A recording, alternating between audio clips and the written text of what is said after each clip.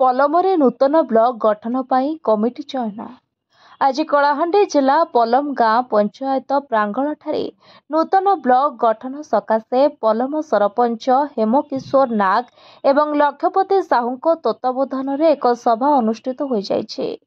वास्तव में पलम ठारू नला ब्लॉक दूरता अधिक होइथिबा हेतु उक्त अंचलर जनसाधारण कौनसी सरकारी कार्य नला जिबा किंबा प्रतिटी क्षेत्र में नला ब्लॉक उपरे निर्भर करिबा समस्तक पक्षे संभव हेउनाही। पलमरे नूतन ब्लॉक गठन दीर्घ दिनर दाबी आउ एही दाबी 1992 मसीहारू होई आसुछे। पूर्वतन मुख्यमंत्री स्वर्गत बिजू पट्टनायक पलमरे नूतन ब्लॉक गठन पाई प्रतिश्रुति देथिले। वर्तमान राज्य सरकार नूतन ब्लॉक गठन पाई प्रक्रिया आरंभ करिसंती। सेतिपाई एही दाबी पूरणर आशा उज्जीवित होई जाइछि। एणु एही दाबी पूरण पाई समस्त प्रकार चेष्टा करिबा पाई कर्मकर्ता माने वक्तव्य माध्यमरे निजर प्रतिक्रिया रखिबा सह समस्तंक सहयोग लोडिथिले। केवल पलम ग्राम पंचायत नुह उक्त अंचलर पाखापाखि ग्राम पंचायत जहाँकि टकला गिघिना मुस्कुटी एमरामपुर ब्लॉक रो मुडुंग कलामुंडा ब्लॉक रो रेगेड़ा सापलोहरा जोराडबरा केसिंगा ब्लॉक रो बेलखंडी सरजापाली हाथीखोज तुलाखमन आदि 14 गोटी पंचायत बासिंदा उपकृत हेब।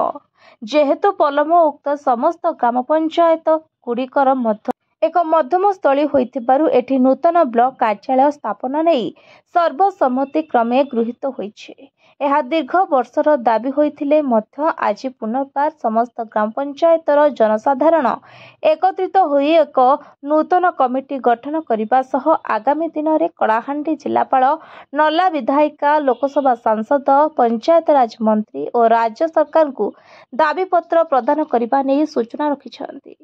तेबे एथिरे तुंडुला सरपंच श्री सरोज सेठ को नूतन ब्लॉक कमिटी सभापति भावे मनोनीत करा जायतिबा बेले उपसभापति भावे हेमकिशोर नाग, संपादक भावे देवराज भोई, सह संपादक सुशांत परिडा, कोषाध्यक्ष भावे ईश्वर माझी प्रमुख रहितिबा बेले उपदेष्टा कमिटी रे 12 जन सदस्य रहिछन्ति।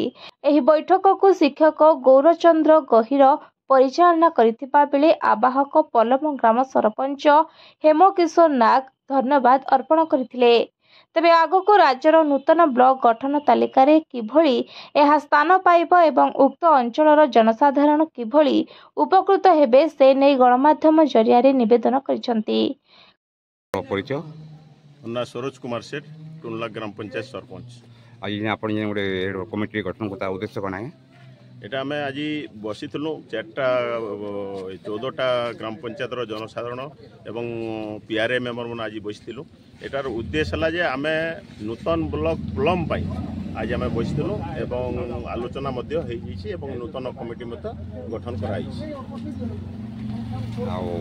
द्वारा आपण सरकार को जना पाई चाहूँ आम आज सरकार को जेहेतु सरकार विज्ञप्ति होती जे आगामी दिन रे ब्लॉक नूतन ब्लॉक निर्माण हेबो एवं ग्राम पंचायत तैयारी हेबो से दृष्टि आज आम सरकार को ए माध्यम रे आपण मानक माध्यम रे नूतन ब्लॉक पलम पाई आम जनइबू आगे आपण जे अछंती केते गुडी पंचायत ने आज आपण गठन करछंती। आज आम एटा तो सार शुणु आज ये दाबीटा नहीं से एटा 90-92 मसीहार ए दाबीटा पलम ब्लॉक तैयारी करने 90-92 दाबी चली आसूची एवं 14टा ग्राम पंचायत को नहीं आम नूतन ब्लॉक पलम गठन करने आम निर्णय नहीं।